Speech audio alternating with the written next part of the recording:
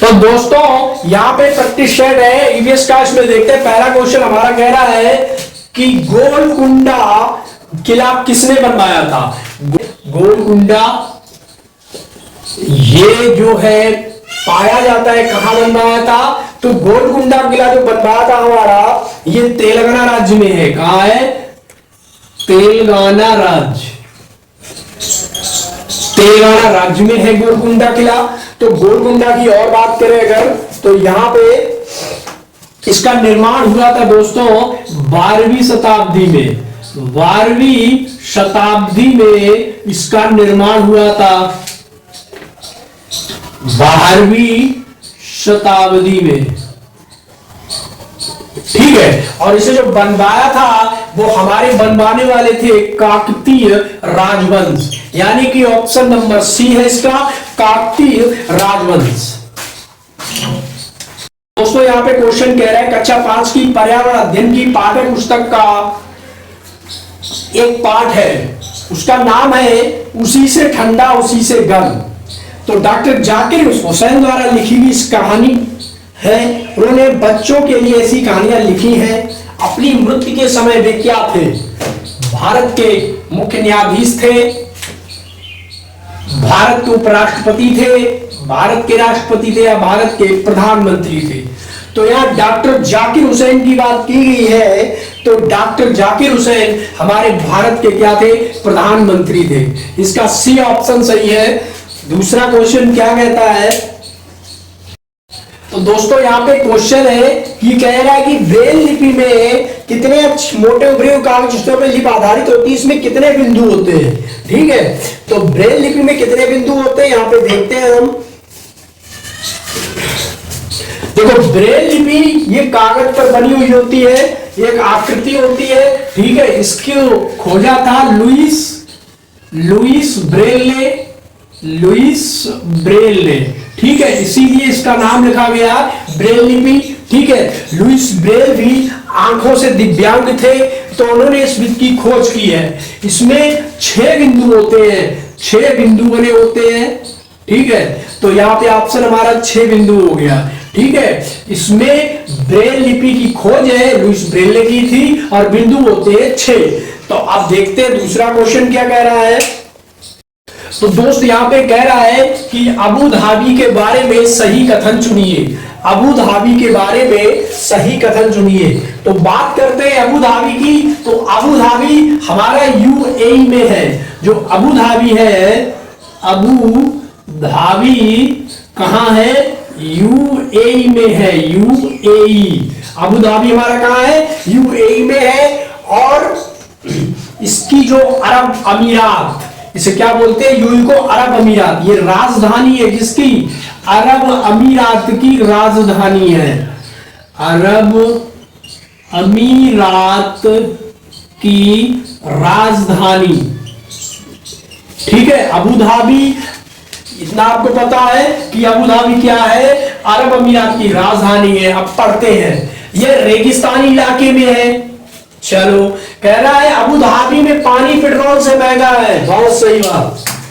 Abu Dhabi में पानी petrol से महंगा है। यहां स्थानीय भाषा अरबी है।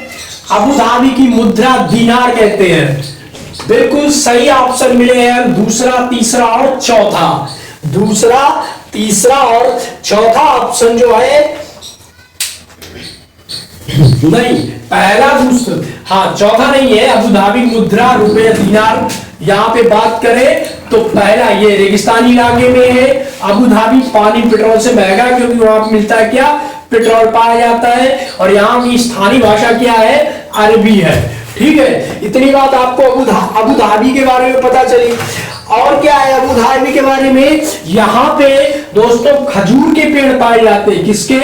खजूर के पेड़ अबू धाबी में पाए जाते हैं, खजूर के पेड़, ठीक।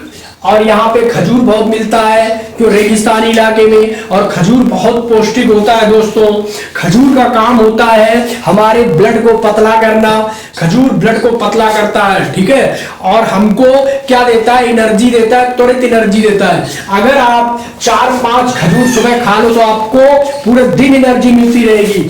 ठीक है। तो यहाँ पे अबू धाबी के बारे में जो है मुद्रा, हाँ यहाँ पे बात की मुद्रा, यहाँ की इसकी दीनार नहीं है दोस्तों, इसकी मुद्रा दीनार नहीं है, इसकी मुद्रा दिरहम है। क्या है? दिरहम। मुद्रा जो है अबू धाबी की वो है दिरहम। तो अब आपको सारी चीजें पता चल गई, 1 2 3 हमारे ऑप्शन नंबर सही है, पहला, दूसरा और तीसरा। आगे आते हैं क्वेश्चन में। एक सामने क्वेश्चन है, कह रहा था ऑर्गन ऑफ स्पीच, प्रजातियों की उत्पत्ति की रचना है। यह पुस्तक किसने लिखी है? अरस्तू ने लिखी है, चार्ल्स डार्विन ने लिखी है, मेंडल ने लिखी है या रॉबर्ट हुक ने लिखी है? तो दोस्तों ये तो बहुत सरल क्वेश्चन है लेकिन आया हुआ है इसीलिए हम आपको बता रहे हैं, ये जो है हमारा बी ऑप्शन सही है, चार्ल्स डार्विन की है। ठीक है, और देखते हैं क्वेश्चन। दोस्तों बहुत अच्छा क्वेश्चन है और बहुत सरल क्वेश्चन है। पूछ रहा है कि कौन सा प्रथम साहित्यिक स्रोत है।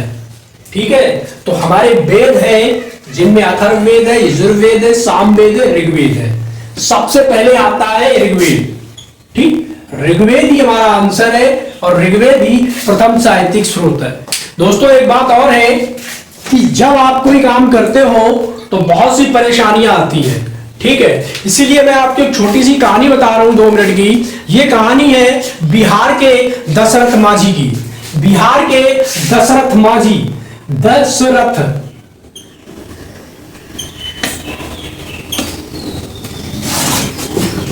ठीक है, ये कहानी 1960 के बाद की है, जब हमारा देश आजाद हो चुका था सन 1960 में।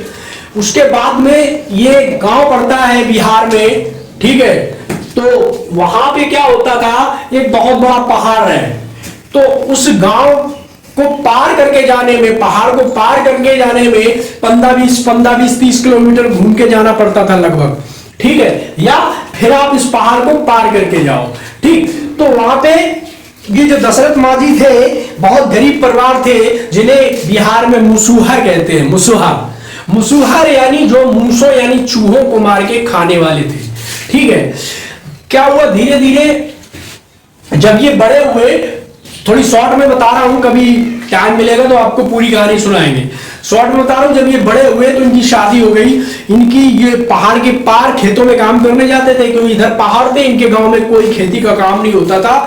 वहां के जो जमींदार थे भट्टे चलाते थे, उन्हीं के यहाँ मजदूरी करते थे। ठीक है, तो पहाड़ पार करके दूसरे गांव में जाते तो वहां कुछ ज्यादा पैसे मिलते थे।